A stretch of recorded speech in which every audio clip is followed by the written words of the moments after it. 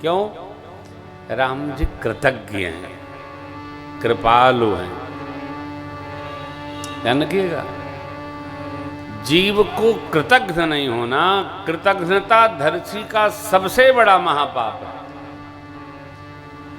ये कृतज्ञता और कृतज्ञता क्या है? कृतज्ञता ये है कि मेरे लिए यदि किसी ने थोड़ा सा भी प्रयास किया तो उसके रहते अथवा न रहते उसका गुणगान करते रहना चाहिए। इन्होंने मेरे प्रति बड़ा उपकार किया था, ऐसा किए मेरे साथ ऐसा किए।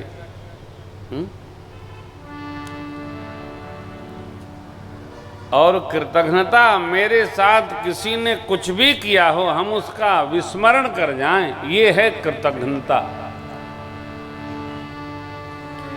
कृतज्ञ को प्रकृति माफ नहीं करती है और कृतज्ञ का सदैव भगवान भी भाव समझता है, उसका कल्याण होता है। कभी अपेक्षा न करें। प्रगटे क्या लिखा? प्रगटे राम कृतज्ञ कृपाला। भगवान कृतज्ञ है।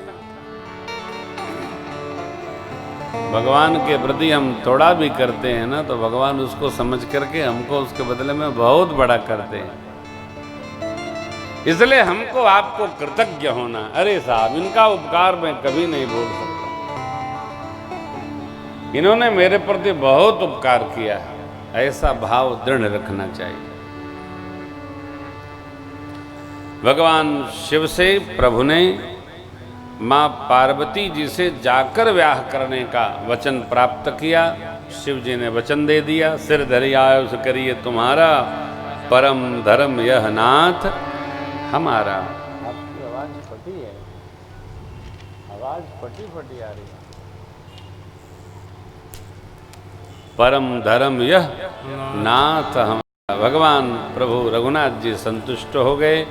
अब स्मरण करिए, वहां मां भगवती ने मांगा था, सती मरत हरि सन वर मांगा, जन्म जन्म शिव।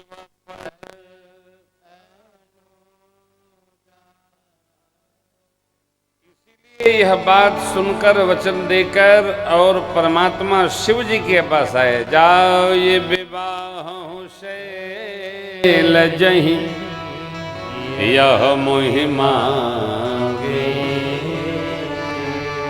तप का फल अवश्य मिलता है, परिणाम वही आया। भगवान शिव वचनबद्ध हुए, प्रभु गए।